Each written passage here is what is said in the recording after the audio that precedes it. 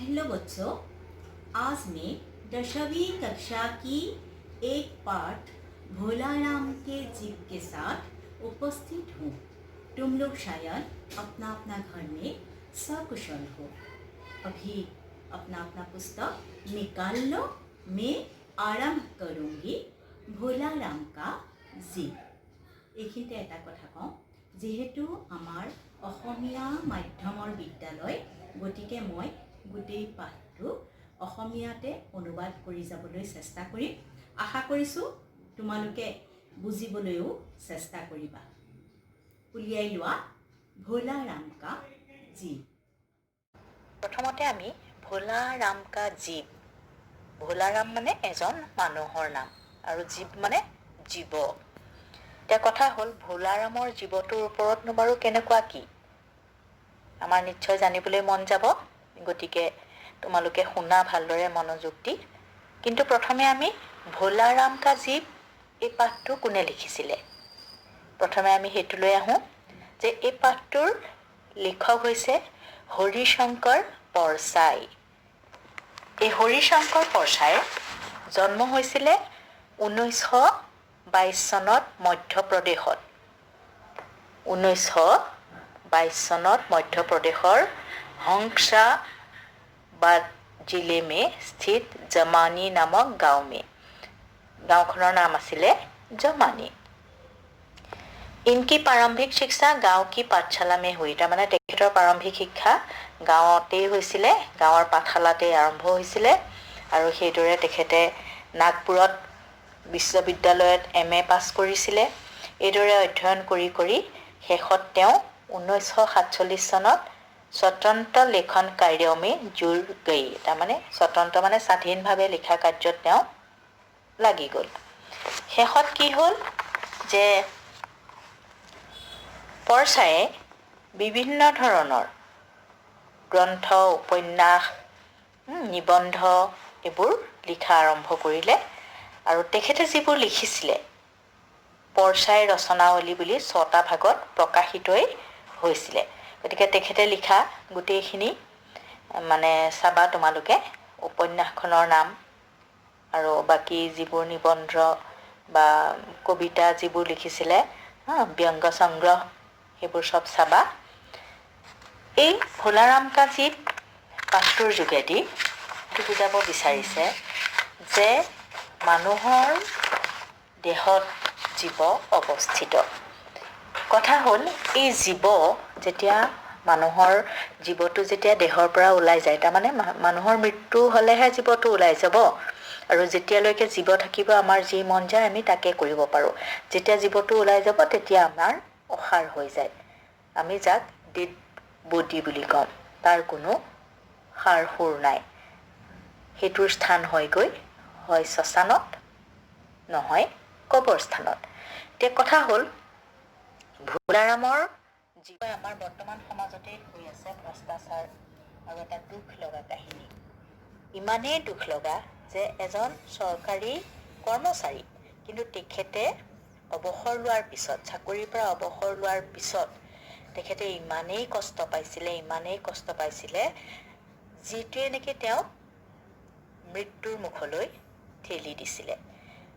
আৰু যেতিয়া ঘৰৰ গৃহস্থজন, মূল যিজনে উপাৰ্জন কৰে, যিজনে ঘৰখন চোৱা চিতা কৰে, তেখেতৰ মৃত্যুৰ পিছত সেই ঘৰখনৰ পৰিস্থিতিনো কেনেকুৱা হ'ব পাৰে, সেই বিষয়ে আমি এই পাঠটোৰ দ্বাৰা, যদিও পৌৰাণিক, আধুনিক সমাজত বিয়পি থকা কাহিনীখিনিয়ে মানে লিখিছে পৰছায়ে। গতিকে চাওঁ যে পেঞ্চন পোৱা 5 বছৰৰ পিছত যে তেওঁ কাৰ্যালয়লৈ কিদৰে অহা যোৱা কৰিলে, কাৰ্যালয়ৰ পৰা তেওঁ কোন কোন কৰ্মচাৰীৰ পৰা কেনেকুৱা তেওঁ ব্যৱহাৰ পালে, তাৰপিছত কি হ'ল, শেষত গৈ পেলাই পৌৰাণিক আখ্যান মতে নাৰদৰ নামটো তোমালোকে শুনিছা। আমি যে কওঁ কথা লগাই ফুৰে, আচলতে নহয়। তেওঁ গোটেই দেৱৰাজত, সেই দেৱলোকত নাৰদেই বাৰ্তা কঢ়িয়াই ফুৰিছিলে। গতিকে নাৰদৰ ওচৰত শেষত গৈ ফাইলৰ পৃষ্ঠা কেনেকৈ পৰিলগৈ, সেই ফাইলৰ পৰা কেনেকৈ মাত ওলালে, আত্মাই কেনেকৈ কথা ক'লে, এটা সঁচাকৈ আশ্চৰ্য আৰু দুখ লগা কাহিনী আমি পঢ়িম। গতিকে চোৱা তোমালোকে ভোলাৰাম কা জীৱ ভোলাৰামৰ জীৱ ऐसा कभी नहीं हुआ था। धर्मराज लाखों वर्षों से असंख्य आदमियों को कर्मों और सिफारिश के आधार पर स्वर्ग या नर्क में निवास स्थान अलॉट करते आ रहे थे, पर ऐसा कभी नहीं हुआ था। এতিয়া কৈছে যে এনেকুৱাটো কেতিয়াও হোৱা নাছিলে। ধৰ্মৰাজ মানে আমি যমৰজা বুলি কওঁ। আমাৰ মৃত্যুৰ পিছত বিচাৰ সেই ধৰ্মৰাজেহে কৰিব। যদি ভাল কাম কৰোঁ স্বৰ্গত স্থান দিয়া বুলি কয়, আৰু বেয়া কাম কৰিলে আমাক নৰকলৈ বোলে লৈ যাব, নৰকত বহুত শাস্তি দিয়ে।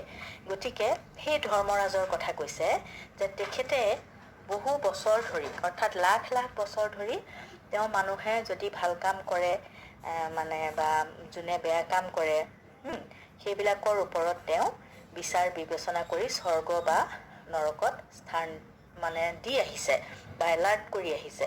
কিন্তু যিটো ঘটনা ঘটিলে সেইদিনা অৰ্থাৎ জীৱটো ওলাই লৈ যোৱাৰ পিছতেই যমৰাজৰ ওচৰ পাই যায়, কিন্তু ভোলাৰামৰ জীৱটো বোলে ওলাই যোৱাৰ পিছত যমৰাজৰ ওচৰ পোৱাগৈ নাছিলে, যাৰ কাৰণে নেকি এটা কাহিনীৰেই সৃষ্টি হৈছিলে।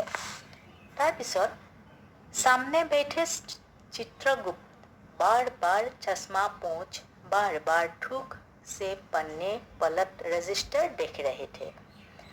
सामने बैठे মানে সন্মুখত বহি আছিলে চিত্ৰগুপ্ত। এতিয়া চিত্ৰগুপ্তই বাৰে বাৰে চশমা পোছ মানে মুচি লৈছিলে। বাৰ বাৰ ঠুকছে পন্নে, পন্নে মানে হৈছে পাত, কাগজৰ পাতবিলাক। সেই পাতবিলাক পলাত ৰেজিষ্টাৰ দেখ ৰেহেথে, তাৰমানে ৰেজিষ্টাৰত তাত লিখা হৈ আছে কোনদিনা কোন মানুহ মানে মৰিছে বা কোনদিনা কোন মানুহ মৰিব, কোনদিনা কোন মানুহ গৈ পেলাই যমৰাজৰ ওচৰ পাব, এখন ৰেজিষ্টাৰ মেইনটেইন কৰি থাকে। গলতি পকৰ মে নাহি আ ৰহি থে, কিন্তু সেই ৰেজিষ্টাৰত সেইদিনা আচলতে যাবই লাগে। সেইদিনা মানে যমৰাজৰ হাতত মানে ভোলাৰামৰ জীৱটো পৰিবই লাগে, কিন্তু পৰা নাছিলে।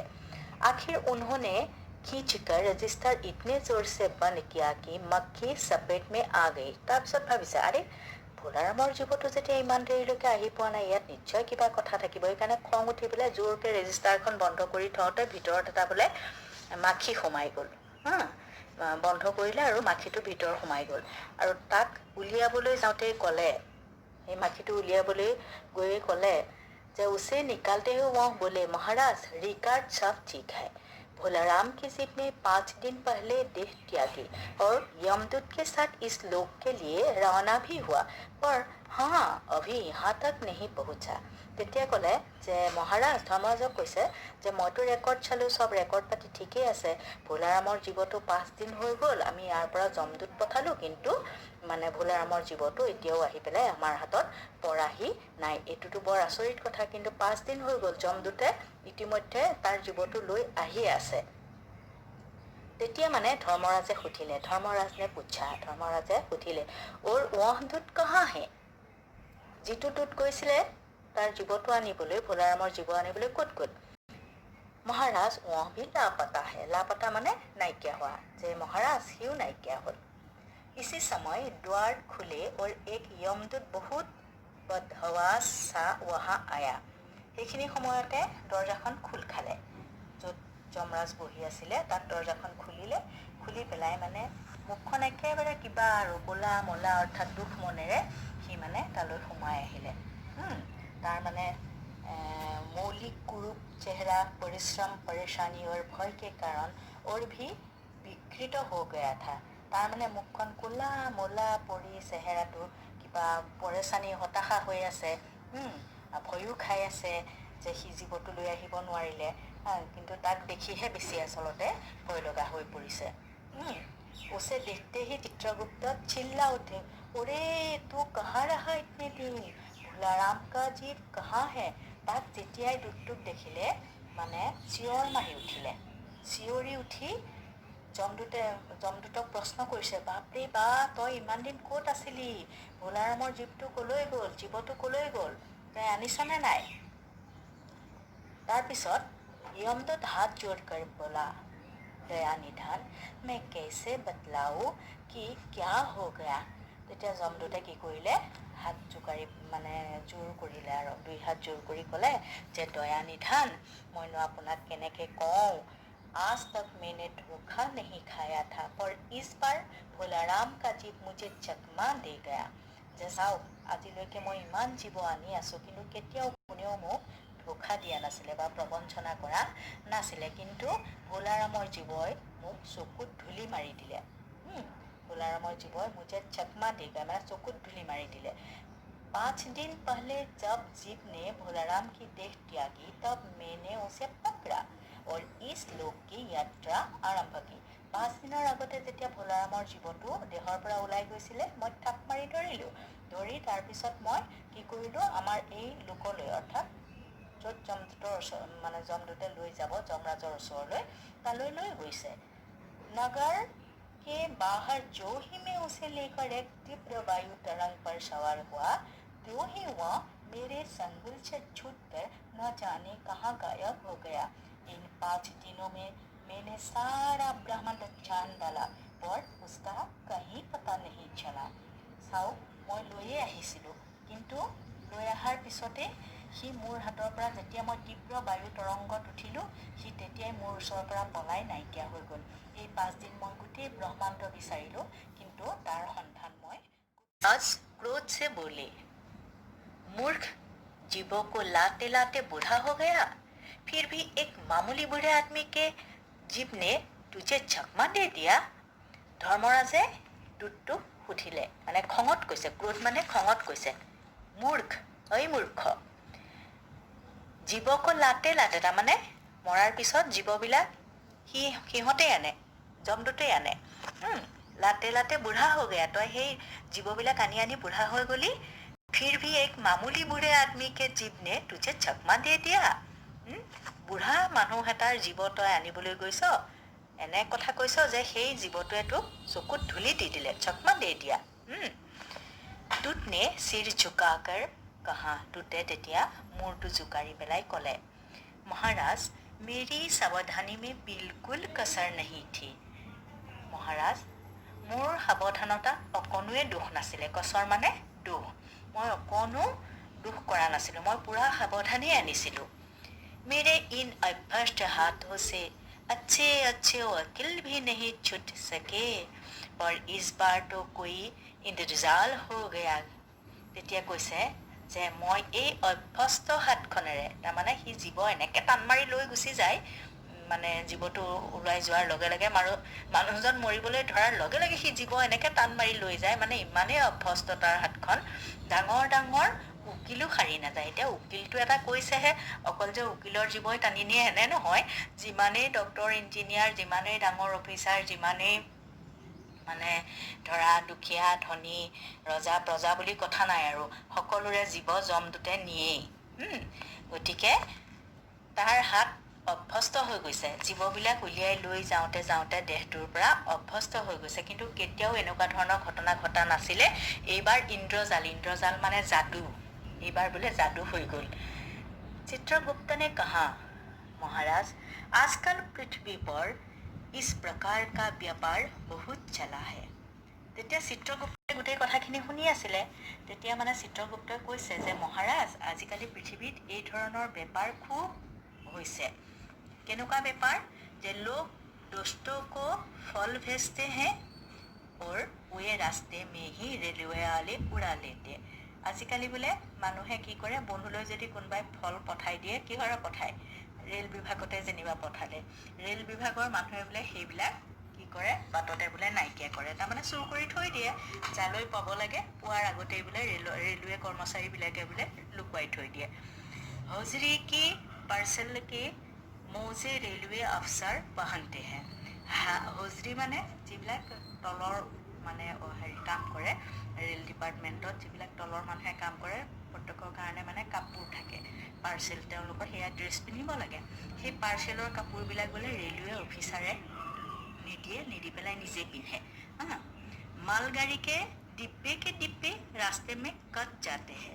মালগাড়ীবিলাকত, মালগাড়ী মানে যিবিলাকত বস্তু আহে, মালগাড়ী, আৰু পেচেঞ্জাৰ মানে হৈছে যিবোৰ মানুহ যায়, সেই মালগাড়ীত যিবোৰ দবাই দবাই বোলে বস্তু আহে সেইবোৰ ৰাস্তাতে বোলে আধা নাইকিয়া হয়। এক বাত और हो रही है, আৰু এটা কথা হৈ আছে। राजनीतिक दलों के नेता विरोधी नेता को उड़ाकर कहीं बंद कर देते हैं। আৰু ৰাজনীতিৰ ক্ষেত্ৰতো বোলে মানুহবিলাক এনেকুৱা হৈ গৈছে, বিৰোধী দলৰ মানুহক বোলে নাইকিয়া কৰি দিয়ে, অৰ্থাৎ মানে ইটো দলে সিটো দলক হিংসা কৰে। कहीं भोलाराम का जीप को भी तो किसी विरोधी ने मरने के बाद भी खराबी करने के लिए नहीं उड़ा दिया। কিজানি ভোলাৰামৰ জীৱটো কোনোবা বিৰোধী দলে বা বিৰোধী মানুহে মৰাৰ পিছত বেয়া কৰিবৰ কাৰণে ক'বালৈ বাৰু উৰুৱাই লৈ গ'ল নেকি? धर्मराज ने व्यंग से चित्रगुप्त की ओर देखते हुए कहा। তেতিয়া বোলে যমৰাজে ধৰ্মৰাজে বোলে ব্যংগ ভাৱত তাচ্ছিল্য ভাৱত বা ব্যংগ দৃষ্টিৰে চিত্ৰগুপ্তৰ ফালে চাই ক'লে, तुम्हारी भी रिटायर होने की उम्र आ गई। তোমাৰো মই অৱসৰ দিবলগীয়া হৈ গ'ল, মানে তোমাৰো অৱসৰ গ্ৰহণ কৰাৰ সময় আহি গৈছে। এই লাইনটো তোমালোকে আণ্ডাৰলাইন কৰি থোৱা। এইটো কিন্তু হয় কিছনে কিছে কাহা আৰু নহ'লে ব্যাখ্যা কৰো আহে, গতিকে আণ্ডাৰলাইন কৰি থৈ দিয়া। भला भोलाराम जैसे नगण्य 3 आदमियों से किसी को क्या लेना देना। সাধাৰণ জীৱ এটা ভোলাৰাম, সাধাৰণ মানুহ, তাৰ জীৱটো সাধাৰণ, আৰু সেই সাধাৰণ দিন দুখীয়া গৰীব মানুহ এটাৰ লগত কাৰ কি লেনা দেনা থাকিব পাৰে। इसी समय कहीं से घूमते फिरते नारद मुनि वहाँ आ गई। সেইখিনি সময়তে বোলে ক'ৰবাৰ পৰা ঘূৰি ফুৰি আহি নাৰদ মুনি সেইখিনি उपस्थित होली। धर्मराज को गुमसुम बैठे देख बोले। ধৰ্মৰাজক যেতিয়া দেখিলে নাৰদে যে তেওঁ গুমসুম হৈ বহি আছে, আমন জিমনকৈ বহি আছে। क्यों धर्मराज कैसे चिंतित बैठे हैं? क्यों धर्मराज कैसे चिंतित बैठे हैं? এইটো আণ্ডাৰলাইন কৰি থবা, আহিব পাৰে এইটো প্ৰশ্ন যে ধৰ্মৰাজ আপুনি কিয় আমন জীৱনকৈ বহি আছে, কি হ'ল, কি চিন্তাত আপুনি বহি আছে? क्या नरक में निवास स्थान की समस्या अभी हल नहीं हुई? কিয় নৰকত আপুনি যিমানবিলাক মানুহক স্থান দিব লাগে, নৰকত কি আৱাসস্থানৰ সমস্যা সমাধান হোৱা নাই নেকি? নৰকত মানে কি ইমানেই মানুহ হৈ গৈছে আৰু জেগা নাইকিয়া হৈ গৈছে নেকি? তাত আপুনি আৰু মানুহক আনি আনি থ'ব পৰা অৱস্থাত নাই নেকি?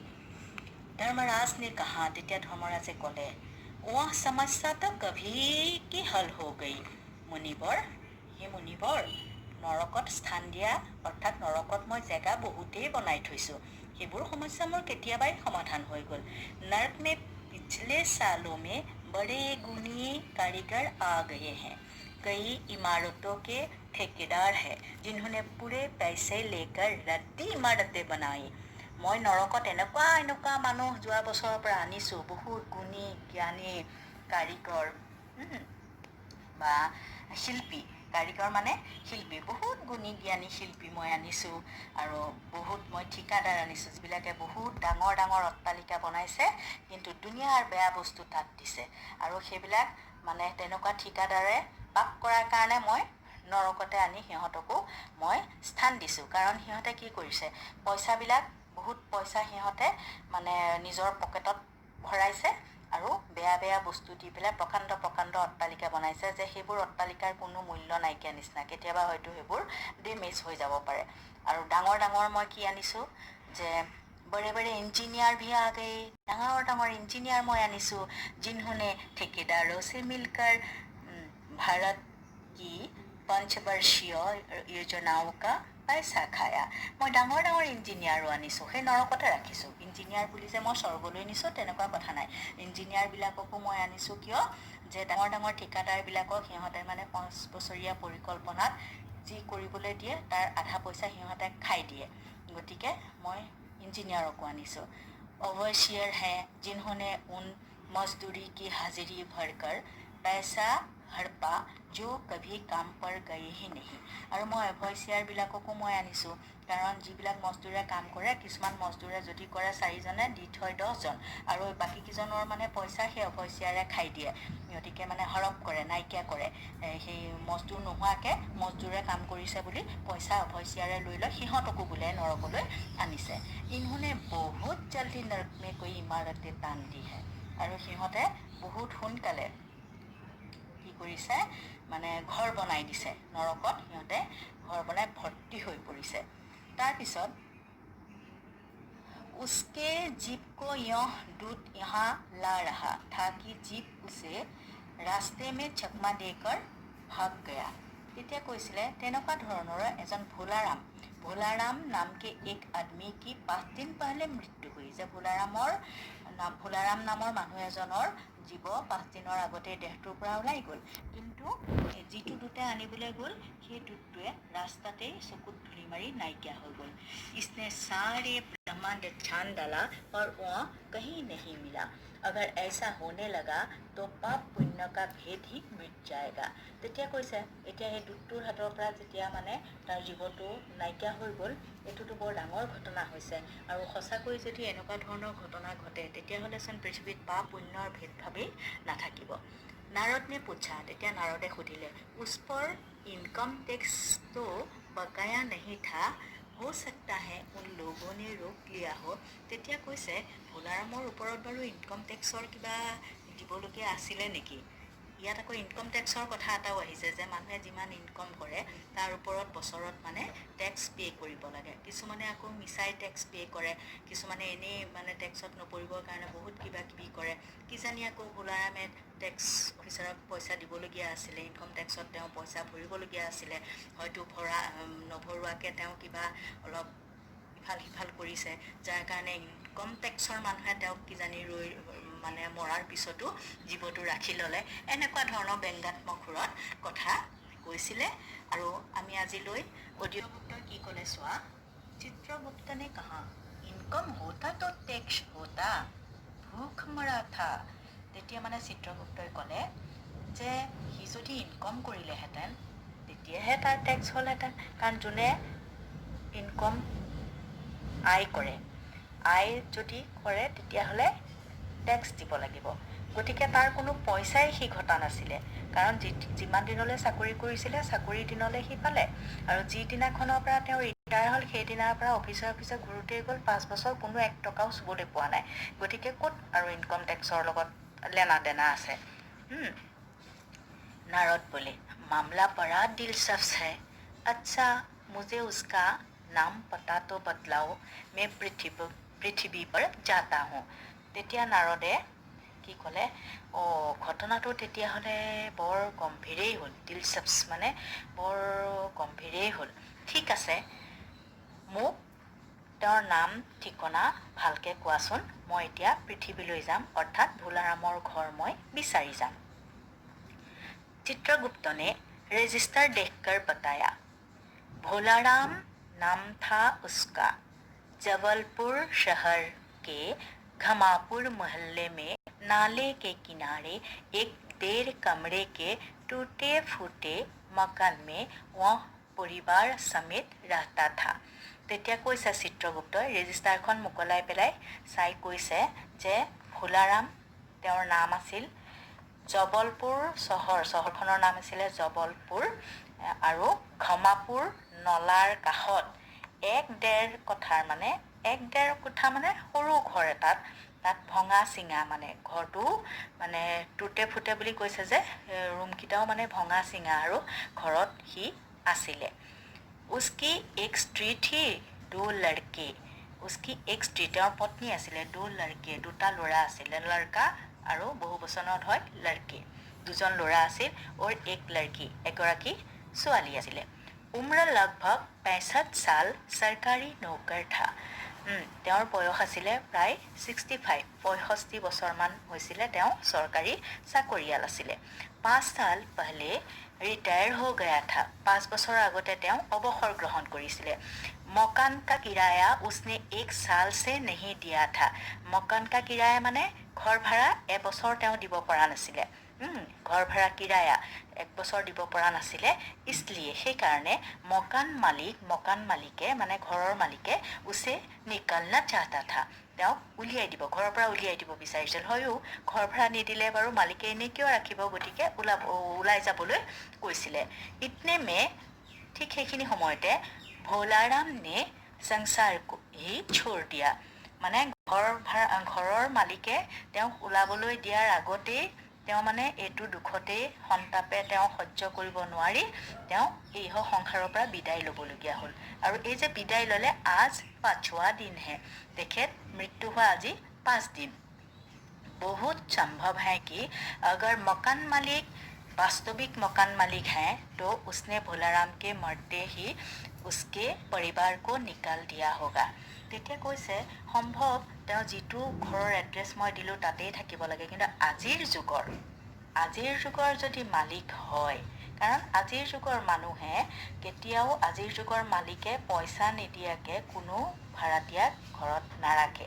গতিকে আজিৰ যুগৰ মানে মালিক হ'লে তেওঁক হয়তো তেওঁ মৰাৰ পিছতেই ভোলাৰাম মৰাৰ লগে লগে পৰিয়ালটোক উলিয়াই দিছে, আৰু সেইকাৰণে ধৰক সেই আপোনাৰ পৰিয়ালটো বিচাৰিবলৈ আপুনি অলপ কি কৰিব লাগিব, আকৌ পৰিবাৰ কি তলাশ মে কাফি ঘুমনা পৰেগা, আপুনি হয়তো মানে ঘৰটো বিচাৰি বিচাৰি অলপ ঘূৰিবলগীয়া হ'ব পাৰে। আৰু যদি মালিকজন ভাল হয় হয়তো আগৰ ঘৰটোতে থাকিব, কিন্তু আজিৰ যুগৰ মালিক হ'লে কেতিয়াও থাকিবলৈ নিদিয়ে।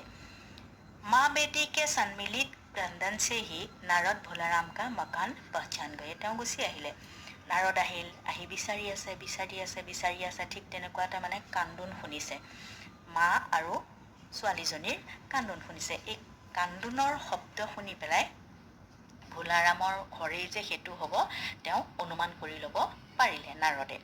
দুৱাৰ पर जाकर उन्होंने आवाज लगाई, সেই দৰ্জাখনৰ ওচৰলৈ গ'ল, ঘৰটোৰ দৰ্জাখনৰ ওচৰলৈ গ'ল আৰু তেওঁ মাতিলে। সচৰাচৰ নাৰদৰ মুখত খালি নাৰায়ণ নাৰায়ণ শব্দটোৱে শুনা যায়। তোমালোকেও চাগে বিভিন্ন টিভিৰ চিৰিয়েল চাওঁতে দেখিছা, নাৰদে প্ৰথমে বীণাখন লৈ, তেওঁৰ হাতত বীণা থাকে আৰু বীণাখন লৈ খালি নাৰায়ণ নাৰায়ণ নাৰায়ণ। লড়কি নে দেখকৰ কাহা আগে যাও মহাৰাজ, তেওঁ গৈ পেলাই ক'লে নাৰায়ণ নাৰায়ণ। তেতিয়া ছোৱালীজনীয়ে মানে দেখিছে কোনোবা বাবাজীৰ নিচিনাকৈ এজন আহিছে, গতিকে দেখি পেলাই কৈছে আপুনি আগলৈ যাওক মহাৰাজ, তাৰমানে কি আমাৰ যিহেতু দেউতা ঢুকাইছে গতিকে আমি একো দিব নোৱাৰোঁ, আপুনি আগলৈ যাওক, এনেকুৱা এটা মিনিঙতেই বুজাইছে যে আপুনি আগলৈ যাওক। নাৰদ নে কাহা মুঝে ভিক্ষা নেহি চাহিয়ে, তেতিয়া নাৰদে কৈছে মোক ভিক্ষা নালাগে, মুঝে ভোলাৰাম কে बारे में कुछ पूछताछ करनी है, अपनी माँ को जरा बाहर भेजो बेटी। তেতিয়া কৈছে নাই নাই মোক ভিক্ষা নালাগে, মই ভোলাৰামৰ বিষয়ে অলপ কথা সুধিবলৈ আহিছোঁ, তেওঁৰ বিষয়ে মই অলপ জানিবলগীয়া আছে, গতিকে তুমি অকণমান মাক বাহিৰলৈ আহিবলৈ কোৱাচোন। ভোলাৰাম কি পত্নী বাহিৰ আহি, ভোলাৰামৰ পত্নী বাহিৰলৈ নাৰদৰ ওচৰলৈ আহিলে। নাৰদে কাহা, তেতিয়া নাৰদে ক'লে মাতা ভোলাৰাম কো क्या बीमारी थी, তেতিয়া কৈছে হে মা ভোলাৰামৰ বাৰু কি বেমাৰ হৈছিল। क्या बताओ गरीबी की बीमारी था, কিনো কম তেখেত দুখীয়াৰ বেমাৰ আছিল, বেমাৰটোৰ নাম হৈছে দুখীয়া। 5 साल हो गई पेंशन पर बैठे पर पेंशन अभी तक नहीं मिली। 5 বছৰ হ'ল তেখেত চাকৰিৰ পৰা অৱসৰ গ্ৰহণ কৰা, কিন্তু এই 5 বছৰত তেখেতে পেঞ্চনৰ এটা টকাও নাপালে।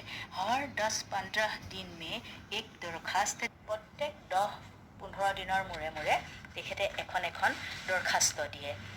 पर वहाँ से या तो जवाब ही नहीं आता था और आता तो वही कि तुम्हारी पेंशन के मामले पर विचार हो रहा है। তেওঁ সদায় অফিচলৈ যায়, 10 दिन 12 दिन 15 দিনৰ মূৰে মূৰে যায়, খালি এটাই কয় তোমাৰ পেঞ্চনৰ কাম হৈ আছে, আমি আলোচনা কৰি আছোঁ, হৈ আছে। इन 5 सालों से मेरे सब गहने बेचकर हम लोग खा गई। এই 5 বছৰ মোৰ গহনাবিলাক গোটেই বেচি দিলোঁ আৰু সেই গহনা বেচি বেচিয়ে আমি খাই আছোঁ। ফিৰ বৰ্তন বিকে, তাৰপিছত ঘৰত যিবোৰ বাচন আছিলে সেই বাচনবিলাকো আমি বেচি পেলালোঁ। অব কুছ নেহি বচা থা, এতিয়া আমাৰ হাতত একোৱেই নাই। ফাকে হোনে লাগে থে, আৰু আমাৰ এতিয়া লগে মানে এনেকুৱা হৈ গ'ল ধাৰ হ'বলৈ ধৰিলে। चिंता में घुलते घुलते और भूखे मरते मरते उन्होंने दम तोड़ दिया। তেখেতে চিন্তা কৰি কৰি আৰু বিভিন্ন ধৰণে ভোকত থাকি থাকি কিমান আৰু সহ্য কৰিব, গতিকে চিন্তা কৰি কৰি কৰি তাৰ ভোকত মৰি মৰি তেখেতে ইহলীলা সম্বৰণ কৰিবলগীয়া হ'ল। নাৰদ নে কাহা, তেতিয়া নাৰদে ক'লে क्या करोगी माँ, उनकी इतनी ही उम्र थी, কি নকৰিবা মা, তেখেতৰ আচলতে আয়ুস ইমান দিনেই আছিল। ऐसा तो मत कहो মহাৰাজ, আপুনি এনেকৈ নক'ব মহাৰাজ।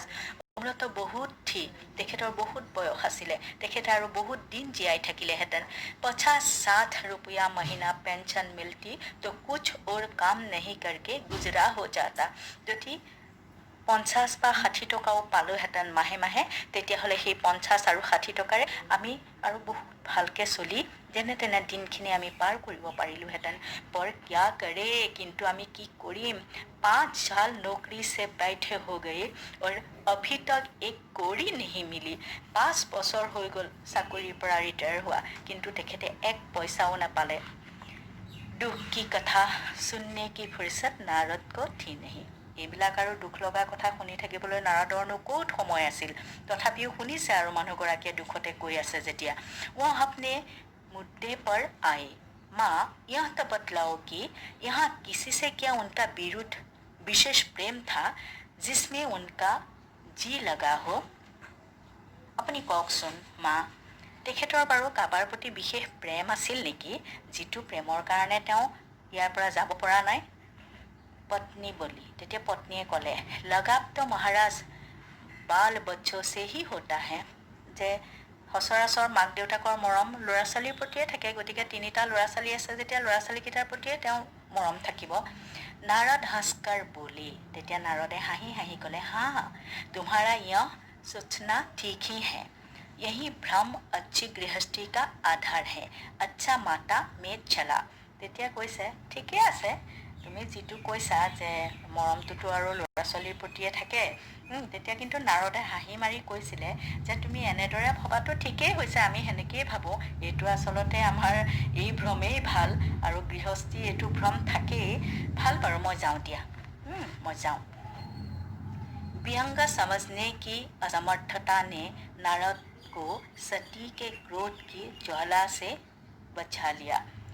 व्यंग বুজাৰ অসমৰ্থতাত নাৰদক সতীৰ ক্ৰোধৰ অগ্নিৰ পৰা বচাইছিল। এইটো এটা ডাঙৰ কাহিনী আছে। সতী আৰু শিৱ যেতিয়া মানে সতী মাকৰ ঘৰলৈ যাবলৈ বিচাৰিছিলে, তেতিয়া শিৱই দিয়া নাছিলে। কিন্তু আচলতে তেওঁলোকে জনাই নাছিলে যে দক্ষ, সতীৰ দেউতাকৰ নাম আছিলে দক্ষ, সেই দক্ষই যজ্ঞ পাতিছিলে। কিন্তু শিৱ ভঙুৰা কাৰণে, শিৱ ভগৱান ভঙুৰা মানে কোনো ষ্টেণ্ডাৰ্ড নাই, গতিকে সেই সমাজত দেৱলোকলৈ গ'লে লাজ পাব, যাৰ কাৰণে কিন্তু জনোৱা নাছিলে। গতিকে মানে মাক দেউতাকে সতীক মানে তেওঁৰ মাতৃ বা পিতৃগৃহলৈ যোৱাটো বিচৰা নাছিল। কিন্তু সেই কথাটো দক্ষই যে যজ্ঞ পাতিছে, সতীৰ দেউতাকে যে যজ্ঞ পাতিছে, এই কথাটো আহি পেলাই লগাই দিছিলে নাৰদক। নাৰদে আহি পেলাই সতীক লগাই দিছিলে। কিন্তু এইখন কিন্তু সাংঘাতিক ঘটনা। শেষত গৈ পেলাই সতীয়ে কি হয়, প্ৰাণ ত্যাগ কৰিবলগীয়া হয়। দেউতাকৰ লগত গৈ পেলাই এখন তৰ্কাতৰ্কিৰ সৃষ্টি হয়।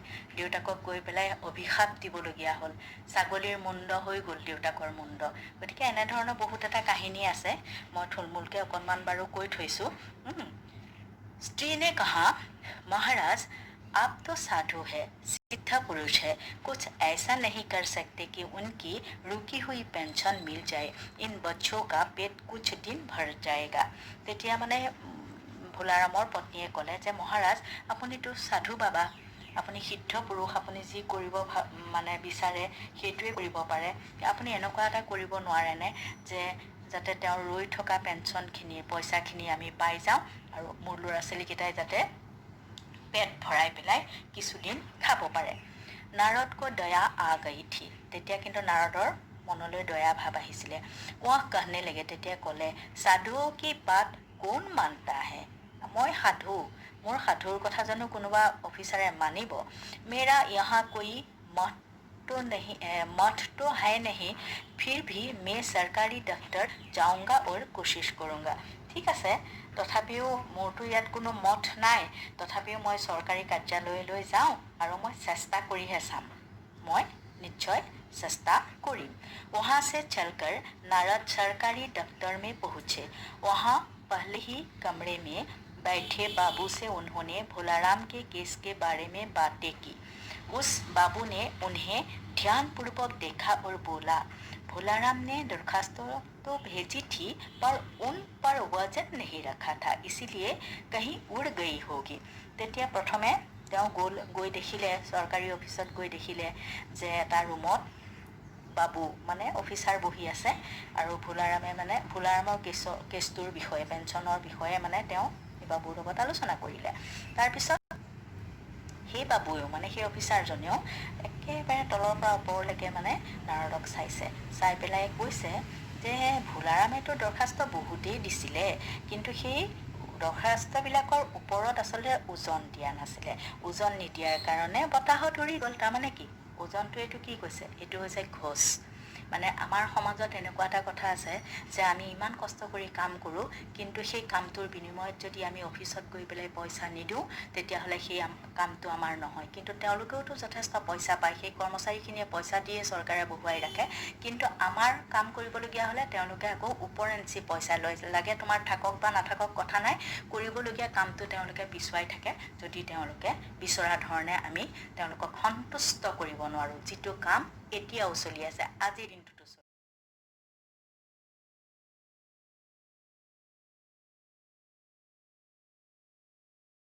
भाई ये बहुत से पेपर वेट तो रखे हैं, इन्हें क्यों नहीं रख दिया? তেতিয়া নাৰদে কৈছে যে ভাই আপোনাৰ টেবুলত দেখিলোঁ বহুত পেপাৰ ৱেট মানে পেপাৰৰ ওপৰত এটা অলপ ৱেট থকা এটা বস্তু দি থয়, যে সেইটো দি দিলে তাৰমানে উৰি যোৱাৰ, বতাহত উৰি নাযায় বা ফেন চলিলে উৰি নাযায়। প্ৰত্যেক অফিচত থাকেই তেনেকুৱা। গতিকে ইয়াততো বহুত পেপাৰ ৱেট আছে, কিয় নিদিলে? বাবু হঁচা। তেতিয়া কৰ্মচাৰীজনে হাঁহিলে। আপ সাধু হে, आपको दुनियादारी समझ में नहीं आती, दरख्वास्ते पेपर वेट से नहीं दबती। खैर आप उस कमरे में बैठे बाबू से मिलिए। তেতিয়া তেখেতে হাঁহি হাঁহি ক'লে যে আপুনি হৈছে সাধু বাবাজী, আপুনি এইবিলাক কথা একো বুজি নাপায়, গতিকে আপোনাৰ লগত আৰু কথা পাতি লাভ নাই। দৰখাস্ত পেপাৰ ৱেটেৰে ৰাখিব নোৱাৰি, যাওক আপুনি ইটো ৰুমলৈ যাওক। তাৰমানে মোৰ ওচৰত আপুনি কথা পাতি লাভ নাই, এই কাষত যিটো ৰুমত বাবু বহি আছে সেইজনৰ ওচৰলৈ যাওক। তেতিয়া তেওঁ কি কৰিলে, নাৰদ উছ বাবুকে পাছ গয়ে, যিজনৰ কথা ক'লে সেইজনৰ ওচৰলৈ গ'ল। উছনে তিছৰেকে পাছ ভেজা, সেই দ্বিতীয়জনে আকৌ তৃতীয়জনৰ ওচৰলৈ পঠালে। তিছৰেনে চৌথেকে পাছ, তৃতীয়জনে আকৌ ক'লে আপোনাৰ লগত কথা পাতি লাভ নাই, চতুৰ্থজনক দেখুৱালে। চৌথেনে পাঁচৱেকে পাছ, 4 নম্বৰজনে আকৌ 5 নম্বৰজনৰ ওচৰলৈ পঠালে। जब नारद 25-30 बाबू और अफसरों के पास घूम आए, तब एक चपरासी ने कहा, महाराज आप क्यों इस झंझट में पड़ गए? आप अगर साल भर भी यहाँ चक्कर लगाते रहे तो भी काम नहीं होगा।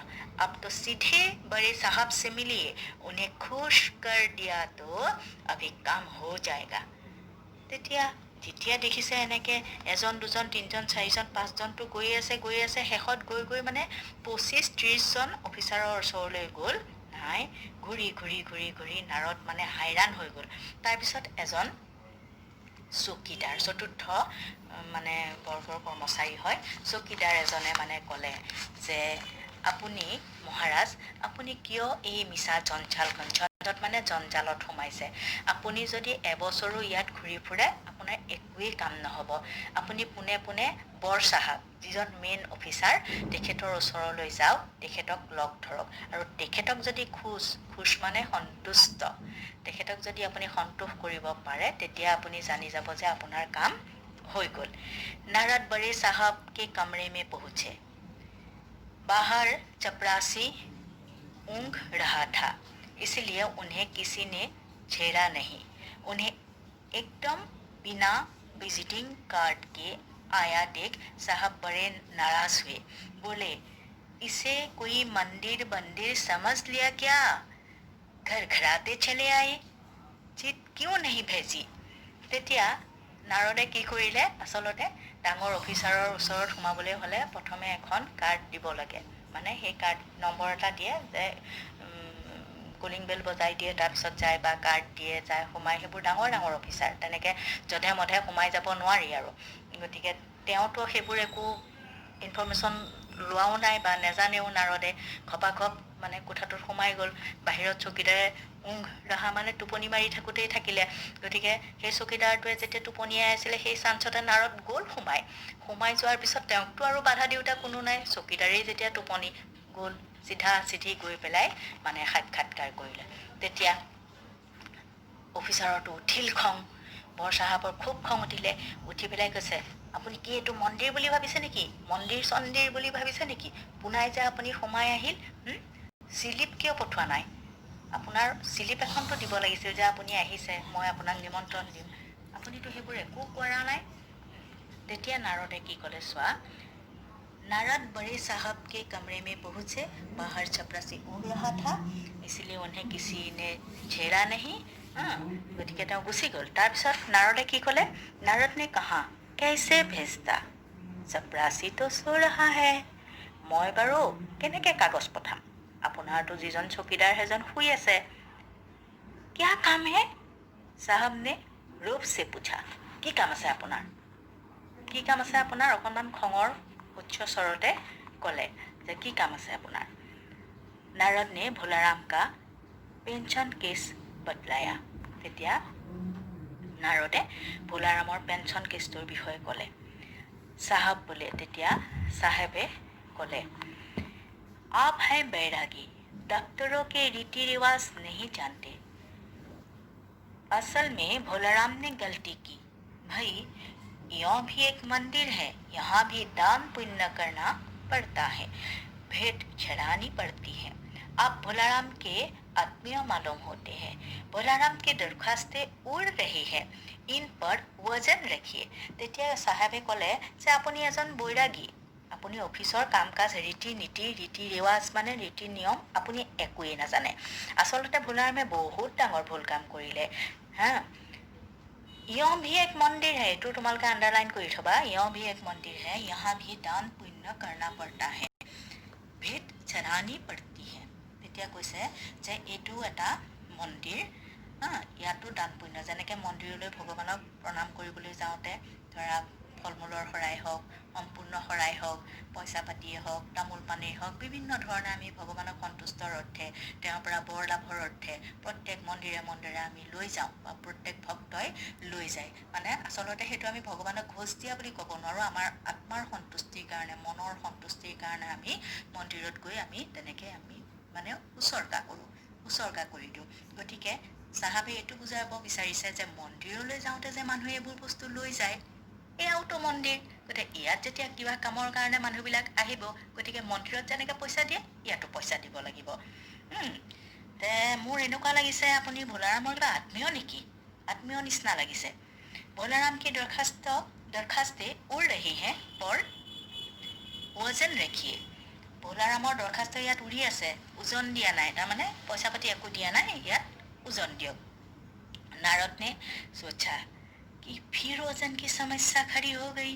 साहब बोले, भाई सरकारी पैसे का मामला है, पेंशन का केस 20 डॉक्टरों में जाता है, 1.5 लाख ही जाती है, हजारों बार एक ही बात को 1000 जगह लिखना पड़ता है, तब पक्की होती है। जितनी पेंशन मिलती है उतनी कीमत ही स्टेशनरी लग जाती है। हाँ, जल्दी भी हो सकती है, मगर साहब रुके। তেতিয়া নাৰদে ভাবিলে, আৰে কি ওজনৰ কথা ক'লে, ইয়াতো আহি একেটা ওজনৰ কথা ক'লে। তেতিয়া কৈছে যে চৰকাৰী পইচা যেতিয়া মানুহ এজনে পাব চাকৰিৰ পিছত, গতিকে এইটোতো 20টা অফিচ ঘূৰিবই লাগিব, 20জন অফিচাৰৰ ওচৰলৈ যাবই লাগিব। গতিকে দেৰিটো হ'বই। গতিকে 1000 বাৰ মানে একেটা কথাকে 1000 ঠাইত লিখিবলগীয়া হয়, তেতিয়াহে মানে সেই ফাইলটো পক্কা হয়, মানে মজবুত হয়। আৰু যিমান পেঞ্চন পাব আৰু সিমানেই পইচা দিব লাগিব। গতিকে আপোনাৰ যদি কামটো সোনকালে হ'ব লাগে, তেতিয়াহ'লে আপুনি দীঘলকৈ ৰৈ গ'ল, তাৰমানে আপুনিও পইচা দিয়ক। নাৰদ নে কাহা মগৰ কিয়া, কিন্তু কি দিম, নাৰদে তাৰমানে ইমানেই বুজা নাই যে কি লাগে তাৰমানে। साहब ने कुटिल मुस्कान के साथ कहा, मगर वजन चाहिए, आप समझे नहीं, जैसे आपकी यहाँ सुंदर बीना है, इसका भी वजन भोलाराम की दरख्वास्त पर रखा जा सकता है। मेरी लड़की गाना बजाना सीखती है, यह मैं उसे दे दूंगा। साधु की बिना तो बड़ी पवित्र होता है। लड़की जल्दी संगीत सीख गई तो उसकी शादी हो जाएगी। तेतिया माने साहेबे कुटिल ताच्छिल्यभाৱে ক'লে যে ওজন ৰাখক, কিন্তু নাৰদে আচলতে কি ওজন ৰাখিব একো বুজি পোৱা নাছিলে। যে আপুনি একো বুজি নাপাব, যেনেদৰে আপোনাৰ এই ধুনীয়া বীণাখন এটা ওজন আছে, সেই ওজন ভোলাৰামৰ দৰখাস্তৰ ওপৰত ৰাখি দিয়ক, আপোনাৰ বীণাখনকে ৰাখি দিয়ক। মোৰ ছোৱালীজনীয়ে অফিচাৰৰ ছোৱালীজনীয়ে বোলে গান বাজনা শিকি আছে, আৰু মই তাইক আপোনাৰ এই বীণাখন দি দিম। আৰু সাধুসকলৰ বীণা খুবেই পবিত্ৰ, আপোনাৰ বীণাখন খুবেই পবিত্ৰ, আৰু এই পবিত্ৰ বীণাখন যদি লৈ গৈ মই মোৰ ছোৱালীজনীক বজাবলৈ দিব পাৰোঁ, তেতিয়াহ'লে মোৰ ছোৱালীজনীয়ে সংগীত সোনকালে শিকি যাব, পক্কা হৈ যাব, আৰু মোৰ ছোৱালীজনী সোনকালে বিয়া দি দিব পাৰিম। नारद अपनी बिना चिंते देखकर जरा घबराए, पर फिर संभाल कर उन्होंने बिना टेबल पर रखकर कहा, यह लीजिए, अब जरा जल्दी उसकी पेंशन का ऑर्डर निकाल दीजिए। नारदे एबार भाविले, हाय रे, मैं आहिलो হয়, কিন্তু মোৰ আচল বস্তুটোৱে মোৰ বাহনখনেই নাইকিয়া হৈ যাব, মোৰ বীণাখনেই লৈ যাবচোন।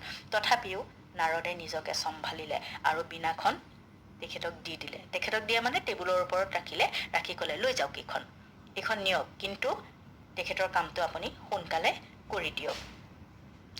साहब ने प्रसन्नता से उन्हें कुर्सी दी, बीना को एक कोने में रखा और घंटी बजाई। चपरासी हाजिर हुआ। साहेबे কি কৰিলে, যেতিয়া বীণাখন পাই গ'ল তেতিয়া বিৰাট ফূৰ্তি আৰু ফূৰ্তি হ'ল, আৰু তেওঁক ক'লে বহক। তেতিয়াহে বহিবলৈ দিছে, ইমান সময় মানে তেওঁ থিয় হৈয়ে আছে নাৰদ। তাৰপিছত বীণাখনক এটা কোণাত ৰাখিলে, ৰাখি ঘণ্টিটো বজাই দিলে। চপৰাচী হাজিৰ हुआ। ঘণ্টিটো বজোৱাৰ লগে লগে চকীদাৰজন ভিতৰলৈ সোমাই আহিলে। साहब ने हुक्म दिया, बड़े बाबू से भोलाराम के केस की फाइल लाओ। बड़ा बाबुক কোৱা, কেৰাণীজনক কোৱা যে ভোলাৰামৰ যিটো কেছ আছিলে সেই ফাইলটো লৈ আহক। थोड़ी देर बाद चपरासी भोलाराम की 100-150 दरखास्तों से भरी फाइल लेकर आया। थोड़ी देर মানে অলপ সময় পিছতে সেই চকীদাৰজনে ভোলাৰামৰ মানে কি কৰিলে, 100-150 দৰখাস্ত থকা এখন ফাইল, সেই ফাইলটোৰ ভিতৰত কমচে কম 150 মান দৰখাস্ত আছিলে, সেই ফাইলটো লৈ আহিলে। उसमें पेंशन के कागजात भी थे, তাত পেঞ্চনৰ কাগজো আছিলে। साहब ने फाइल पर का नाम देखा और निश्चित करने के लिए पूछा, क्या नाम बताया साधु जी आपने? তাৰপিছত সেই ফাইলটো হাতত লৈ পেলাই মানে সেই নামটোৰ লগত সাধু বাবাজনে কোৱা নামটো মিলে নে নিমিলে আকৌ সুধিছে, আপুনি কাৰ নাম কৈছিলে साधु जी, अपनी कार नाम কৈছিলে কওকচোন। नारद ने समझा कि साहब कुछ ऊंचा सुनता है, इसीलिए जोर से बोल भोलाराम। তেতিয়া মানে নাৰদে ভাবিলে, চাহাবক মই ইমান ভোলাৰামৰ কথা কৈ আছো, চাহেবে বাৰু কম শুনে নেকি, তেখেতে চাগে মোৰ কথাটো শুনা নাই নেকি, সেইকাৰণে তেওঁ মানে ভোলাৰাম বুলি মানে ডাঙৰকে চিঞৰ মাৰি দিলে। আচলতে চিঞৰটো কিয় মাৰিলে ভোলাৰাম বুলি, অফিচাৰজনক শুনাবৰ কাৰণে। सहसा তৎক্ষণাত ফাইল में से आवाज आई, সেই ভোলাৰামৰ ফাইলটোৰ পৰা এটা শব্দ আহিল, कौन पुकार रहा है मुझे? पोस्टमैन है क्या? पेंशन का ऑर्डर आ गया। তেতিয়া ফাইলটোৰ পৰা এনেকুৱাকে মাত এটা আহিল, কোনে মোক মাতিছা? পোষ্টমেন নেকি, পিয়ন নেকি? পেঞ্চনৰ অৰ্ডাৰটো মোৰ আহি গ'ল নেকি? साहब डरकर कुर्सी से लुढ़क गए। साहबे কি কৰিলে, ভয়তে চকীৰ পৰা পৰি গ'ল। नारद भी चौंके, नारदेও কিন্তু বহুত ভয় খালে। पर दूसरे ही क्षण बात समझ गए, কিন্তু অলপ সময় পিছতে নাৰদে কিন্তু বুজি পাই গ'ল। बोले भोलाराम, तुम क्या भोलाराम के जीव हो?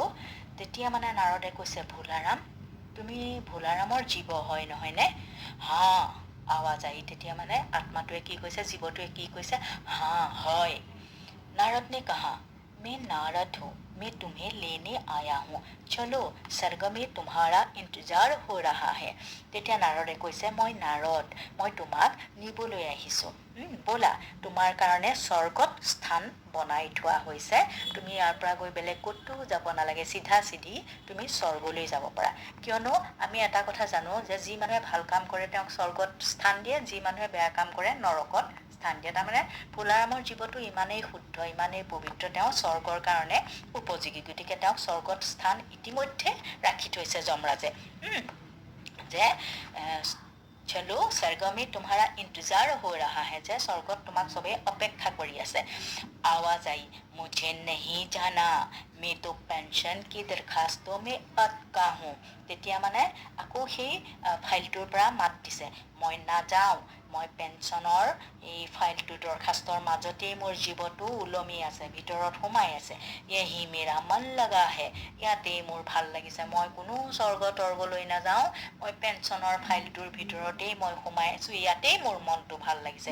मैं अपनी दरखास्ते छोड़कर नहीं जा सकता, মই দৰখাস্তবিলাক এৰি যাব নোৱাৰোঁ। তাৰমানে ইয়াৰ পৰা এইটোৱে বুজা গ'ল তেওঁৰ কাৰ প্ৰতি বেছি প্ৰেম আছিলে, চাকৰিটোৰ পেঞ্চনৰ পইচাকেইটাৰ প্ৰতি প্ৰেম আছিলে। যিকেইটা পইচাৰে তেওঁ গোটেই পৰিয়ালটো সুন্দৰকৈ চলাই মেলি খুৱাব পাৰিলেহেঁতেন, তেওঁ নিজেও আৰু বহুত দিন জীয়াই থাকিবলৈ তেওঁৰ হাবিয়াস আছিলে। কিন্তু আচলতে এই পেঞ্চনৰ পইচাকেইটা নোপোৱাই তেওঁৰ মৃত্যুৰ কাৰণ হ'ল। যদিও হাঁহি ধেমালিৰ দ্বাৰা এই পাঠটো আমি পঢ়িব পাৰিছোঁ, কিন্তু সঁচাকৈ এটা বেদনা, দুখৰ কাহিনী। যিটো দুখ বৰ্তমান সমাজতো প্ৰায় কৰ্মচাৰীৰ ক্ষেত্ৰত কিন্তু হৈ আছে, কিন্তু কোনোবাই কয় কোনোবাই নকয়, প্ৰকাশ নকৰে। গতিকে আজি ইমানতে এৰিছোঁ। ইয়াৰ পিছৰ পৰ্যায়ত প্ৰশ্নবিলাক আলোচনা কৰিম। বিশেষকৈ 1ৰ পৰা 2 গোটেই প্ৰশ্নখিনি তোমালোকে পাৰিবাই, সেইখিনি লিখিবা। তাৰ পিছৰখিনি যিখিনি নোৱাৰা মোক ক'বা, মই তোমালোকক বুজাই দিম। আজিলৈ এৰিছোঁ, ধন্যবাদ।